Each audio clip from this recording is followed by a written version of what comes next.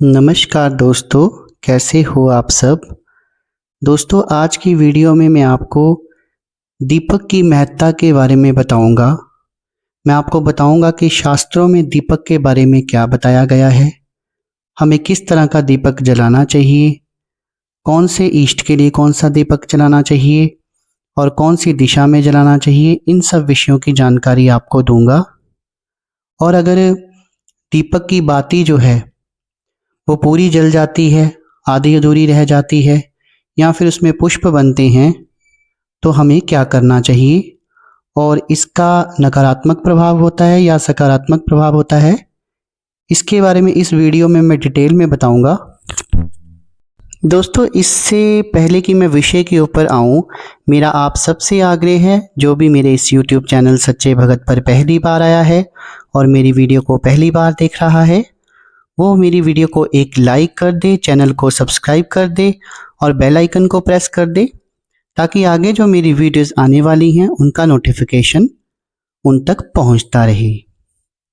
दोस्तों, चलिए शुरू करते हैं। दीपक जो है, दीपक को ईश्वर समान जो है हमारे शास्त्रों में माना गया है। जब भी हम पूजा पाठ के लिए अपने मंदिर में बैठते हैं और जिस भी इष्ट की हम पूजा करते हैं, चाहे हम माता पार्वती की पूजा करते हैं, भगवान शिव की पूजा करते हैं, गणेश भगवान की पूजा करते हैं, बाबा भैरव की पूजा करते हैं, तो उनका आवाहन जो है, जिस भी तरह का हम दीपक जलाते हैं, चाहे वो तेल का दीपक है, तिल का दीपक है, चाहे वो घी का दीपक है, उसके ऊपर उस देवता का आवाहन किया जाता है और एक मंत्र जो है उसका उच्चारण किया जाता है। उस मंत्र के बारे में मैं आपको बता रहा हूँ। वो मंत्र इस प्रकार है: शुभम करोति कल्याण, आरोग्यम धन संपदा, शत्रुबुद्धि विनाशाय, दीप ज्योति नमस्तते। तो जब भी आप दीपक जलाएं तो इस मंत्र का जो है वो आपने जाप करना है। उसके बाद में दोस्तों, आपने अपने इष्ट से ये आपने प्रार्थना करनी है कि आप इस दीपक पर आकर विराजमान हो जाइए। दोस्तों, जब भी आप दीपक जलाते हैं तो इस बात का आपने विशेष ध्यान रखना है कि जब आप घी का दीपक जलाएं तो शुद्ध रुई का इस्तेमाल करें और जब आप तेल का दीपक जलाएं तो लाल रंग की मौली का इस्तेमाल करें। दोस्तों, दीपक जलाना जरूरी क्यों है और किस समय पर जलाया जाता है? इसके लिए सुबह 5 बजे से लेकर सुबह 9 बजे के बीच का समय बहुत ही अच्छा माना गया है और शाम 6 बजे से लेकर रात के 9 बजे तक के बीच का जो समय है वो बहुत ही शुभ माना गया है। जब हम अपने घर के पूजा के मंदिर में दीपक जलाते हैं तो किसी भी प्रकार की नकारात्मकता जो है वो घर में प्रवेश नहीं कर पाती और दीपक की लौ जैसे जैसे हमारे भक्ति भाव से बढ़ती जाती है और उसकी किरणें जब हमारे देवी देवताओं की जो मूर्तियां रखी होती हैं वहाँ पर उन पर टकराकर वो रिफ्लेक्ट होती हैं और जहाँ जहाँ जाती हैं वहाँ से वो नकारात्मकता को ख़त्म कर देती हैं और जब हमारे ऊपर पड़ती हैं तो हमारे अंदर कोई नेगेटिविटी है या फिर हमारे को कोई गंभीर रोग है, उसको वो मिटा देती है। तो इसलिए दीपक का सुबह शाम घर में लगातार जलाना बहुत ज़रूरी है। एक बात दोस्तों मैं आपको और बताना चाहूँगा कि तेल का दीपक जो है वो मनोकामनाओं की पूर्ति के लिए जलाया जाता है और जो घी का दीपक है वो अपने इष्ट के लिए जलाया जाता है, घर में सुख समृद्धि धन धान्य के लिए जलाया जाता है। अब दोस्तों, हम दिशा के हिसाब से बात कर लेते हैं। अब हम मान लीजिए कि उत्तर दिशा में हम दीपक जला रहे हैं तो उसका हमारे जीवन में क्या प्रभाव होगा?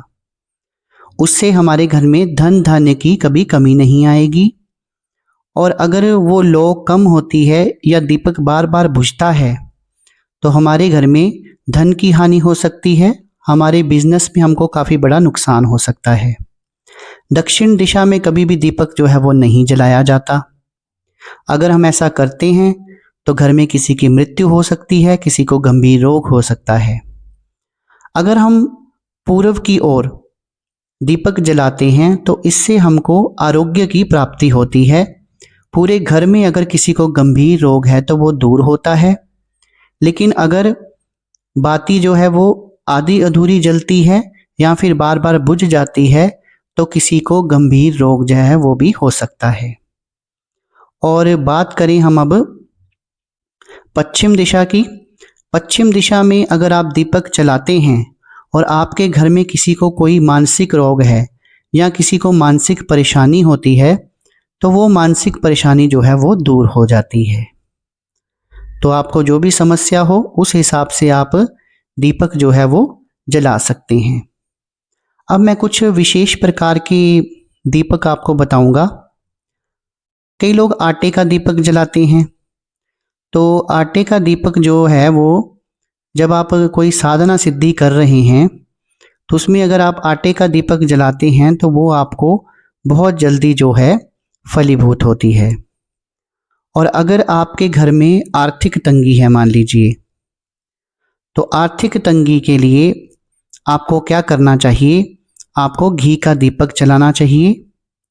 और अगर आपको बहुत ही ज़्यादा तंगी है, बहुत ही ज़्यादा आपके घर में गरीबी आ गई है, तो आप माता लक्ष्मी के सामने चौमुखा दीपक भी जला सकते हैं।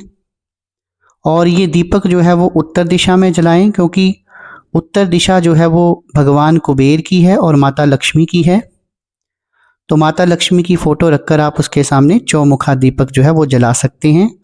और ये आपने घी का दीपक जलाना है। मान लीजिए आप शत्रु पर विजय प्राप्त करना चाहते हैं और आपके टिप्पणे में सूर्य से संबंधित कोई ग्रह है, तो आपको सरसों का जो है वो दीपक जलाना चाहिए। अगर साढ़े साती है या फिर शनि भगवान का प्रकोप है तो तिल का दीपक जो है वो जलाया जाता है। और अगर राहु केतु की दशा है तो इसके लिए अलसी के तेल का दीपक जो है वो भी जलाया जाता है। दोस्तों, वीडियोस में या फिर कमेंट सेक्शन में लोग बहुत कमेंट करते हैं और वो पूछते हैं कि अगर आपके दीपक की लौ में पुष्प बनते हैं या फिर भिन्न भिन्न आकृतियां बनती हैं तो उसका क्या मतलब होता है। उसका ये अर्थ होता है दोस्तों कि जिस इष्ट की आप पूजा करते हैं वो आपकी पूजा को स्वीकार कर रहे हैं और आपकी विनती, आपकी पूजा अर्चना जो है आपके इष्ट तक पहुंच रही है। लेकिन अगर बार बार दीपक बुझता है और जो लौ जो है वो आधी अधूरी रह जाती है, बाती आधी अधूरी रह जाती है, तो इसका मतलब ये है कि ये अशुभ लक्षण है और आपके घर में नकारात्मकता जो है वो हावी हो रही है। आपका जो पूजा पाठ आप कर रहे हैं, आपकी जो विनती है वो आपके इष्ट तक नहीं पहुंच रही है। तो पहले भी एक वीडियो में इसके बारे में मैं बता चुका हूं, अब मैं दोबारा बता रहा हूं कि अगर तो दीपक की बाती पूरी जल जाती है, उसमें पुष्प बनते हैं, भिन्न भिन्न आकृतियां जैसे त्रिशूल या फिर माता की मूर्ति, बहुत सारी आकृतियां बनती हैं, तो ये शुभ होता है। और बाती का आधा अधूरा जल जाना और बीच में तेल का रह जाना या फिर आकृतियां ना बनना, तो इसका मतलब ये होता है कि घर में नकारात्मकता है और आपकी जो पूजा है वो आपके इष्ट स्वीकार नहीं कर रहे हैं। तो अगर आपके दीपक में पुष्प बनते हैं तो उनको चिमटी की सहायता से इकट्ठे करके रख लेना है और उसको जब भी आपने इस्तेमाल करना है तो घी में आप उसको मिक्स करके उसका तिलक बना सकते हैं। ये तिलक जो है वशीकरण में भी कार्य करता है, नज़र दोष में भी कार्य करता है। और किसी कोर्ट कचहरी में अगर आपका काम नहीं बन रहा हो तो आप इस तिलक को अपने कान के पीछे भी लगाकर चले जाएंगे तो आपके रुके हुए कार्य जो है वो बनेंगे। इसी के साथ जब भी शाम होती है तो अपने घर के मुख्य द्वार पर भी घी का दीपक जलाना चाहिए। उससे घर में धन धान्य आता है। और तुलसी माता के पास एक दीपक जलाना चाहिए, उससे नकारात्मक शक्तियां जो है वो घर में नहीं आती हैं। उत्तर दिशा में जल का पात्र रखकर उसके पास दीपक जलाने से भी माता लक्ष्मी की कृपा होती है, भगवान कुबेर की कृपा होती है और घर में धन की कोई कभी भी कमी नहीं होती। तो आशा करता हूँ आज जो जानकारी मैंने आपको दीपक के बारे में दी वो आपको अच्छी लगी होगी। अगर मेरी जानकारी अच्छी लगी हो तो कमेंट सेक्शन में कमेंट करके ज़रूर बताना। वीडियो अच्छी लगी हो तो मेरी वीडियो को एक लाइक कर देना। दोस्तों, आप लोग इतना प्यार देते हैं और अपना कीमती समय निकाल कर मेरी वीडियोस को देखते हैं, उसके लिए मैं आपका बहुत बहुत धन्यवाद करता हूँ। मेरी वीडियो को देखने के लिए बहुत धन्यवाद। शुभ रात्रि मित्रों।